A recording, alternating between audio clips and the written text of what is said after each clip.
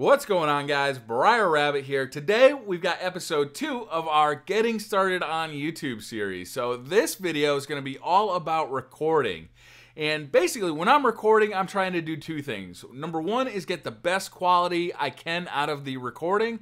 And the second thing is to try and reduce the amount of time I have to spend editing that recording. So in the next episode we'll do editing, but this one really kind of sets that one up because when I record, I'm trying to do as little editing as possible later. So those are where my tips and tricks are really going to be centered around. I'd also like to open the comment section up to other YouTubers who I'm sure also have plenty of tips and tricks about recording. So definitely share those down in the comment section. I know I want to hear them, and I know other people do too. So thank you very much, and I'll see you guys next time. Let's start with the recording video.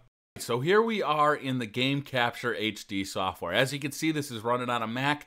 PC users, this is going to be very similar for you guys. I think there are a couple of different options as far as exporting the video goes, but it's a very, very similar experience on the PC and on the Macintosh.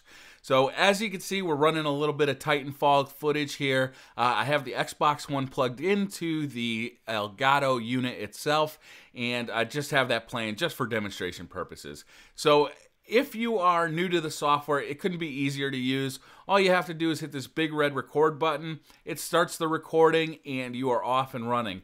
Let's say you just played a game and you forgot to hit that record button before you started. The Elgato makes this super easy. You just drag this timeline backward like that, and it's back in time. You can see it's 7 minutes and 29 seconds back. You can then hit record here.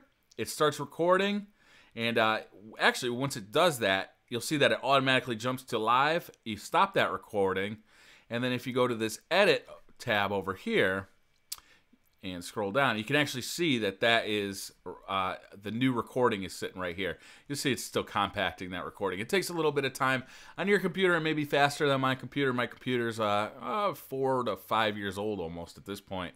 So once that is done rendering or compacting, you'll see that that's all sitting right here. It's super easy to find. So let's go back to the capture window. And before you even start recording, here's something that is really important. It's going to save you a lot of time in the next part, the editing process. And that is to actually go into here, select this little settings button. And what you're really going to want to do is set up profiles. So here you see the input device. You can select PlayStation 4, Xbox One, or pretty much anything you want to record from. We'll keep it with Xbox One. You can go to picture here, and this sets up the brightness, contrast, saturation, and hue, as you can see.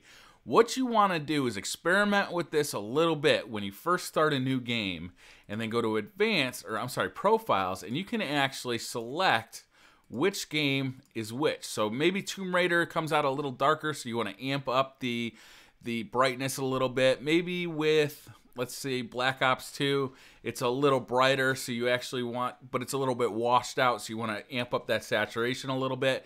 This makes it really easy to do this, and if you do it when you're recording, it makes a big difference when you're editing. You don't have to spend all that time rendering in your color saturation settings, in your brightness settings. That stuff takes a really long time for your computer to do. So if you actually record it with these profiles set and your picture all set up the way you like it, you'll find that it's much, much smoother an experience once you actually get to the editing experience and the exporting experience. So let's get out of here.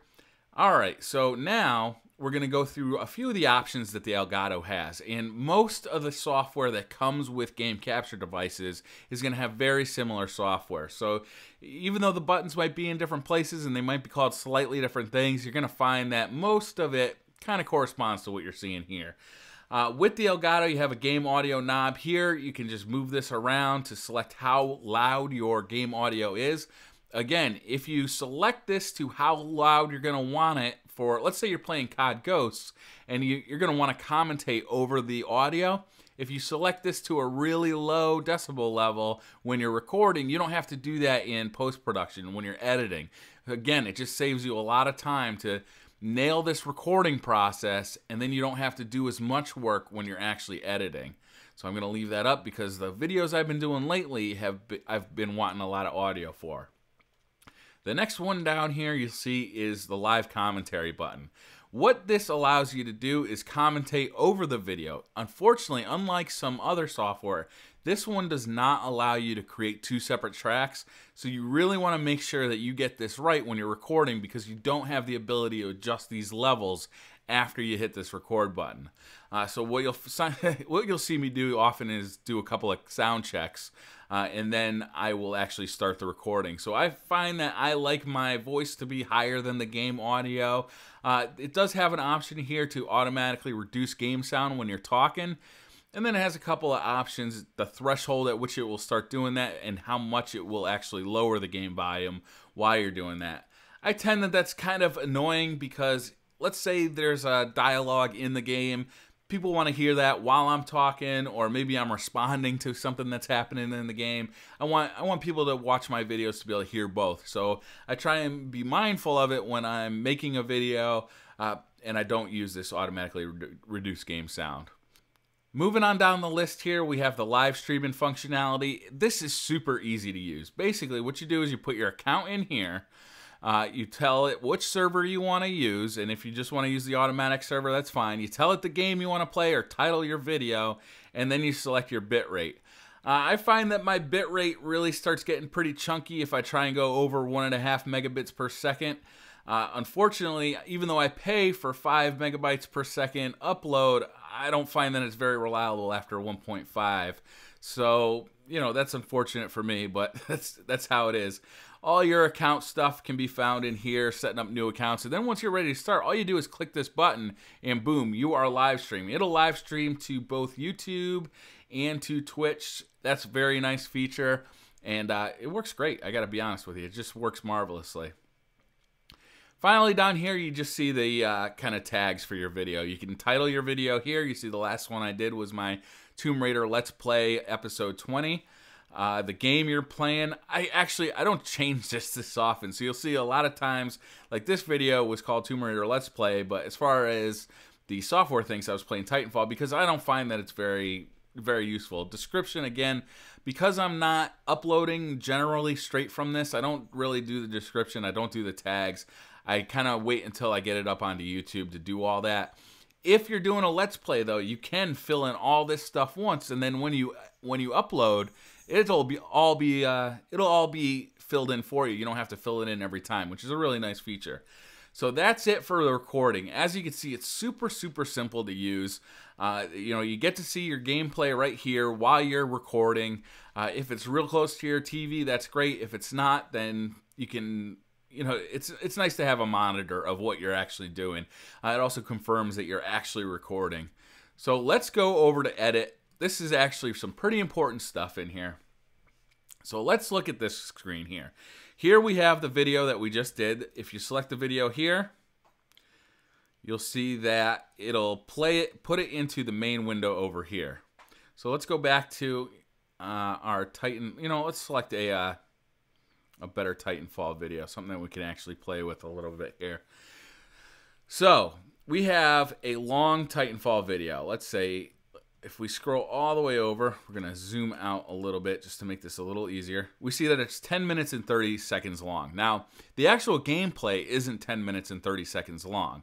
What we could do is export this using this button here, this whole 10 minutes and 30 seconds, but that's just going to waste space on our computer and take up extra time because it's going to be rendering all this stuff that we don't even really want.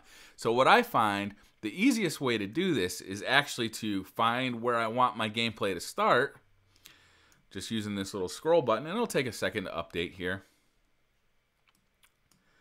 So my gameplay actually starts over here. I'll kind of cut it over to someplace toward the beginning of it. And I like to give myself a little extra room just in case I wanted a transition or something. Let's see, that'll be a good location. So I'll hit this cut button. And there you go. It's made a little slice here. What I'm going to do is just get rid of all this extra stuff that I don't need by right-clicking and hitting delete. And that's gone. And then I'll do the same thing at the end. I'm not going to demonstrate it. I just showed it to you.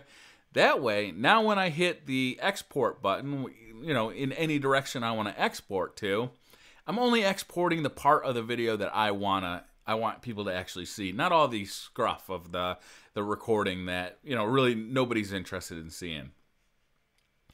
The nice thing about this Elgato software is it helps you organize your clips a little bit.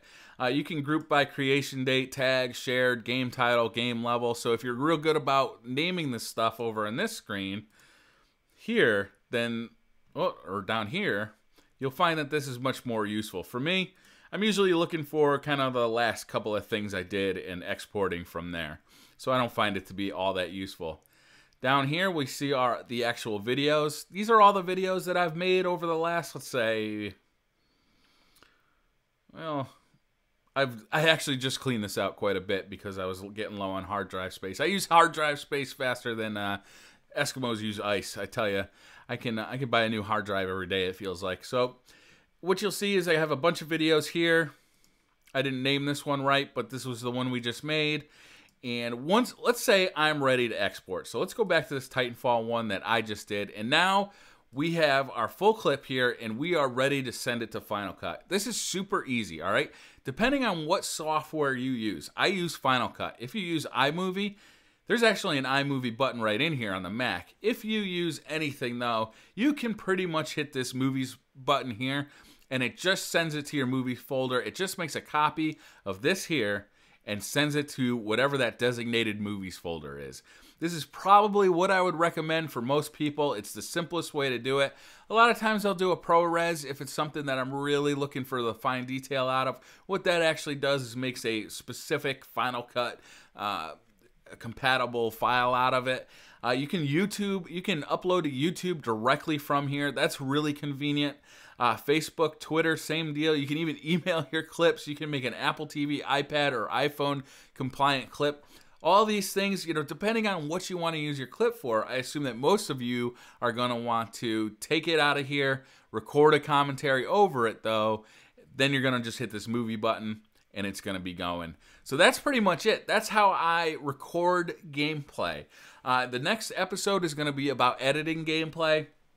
Hopefully you got enough of a tutorial here from this Elgato software that you'll now be able to use this Elgato software without a problem. So thank you guys very much for watching. I appreciate any likes you are willing to give me, and I'll see you guys next time. Bye.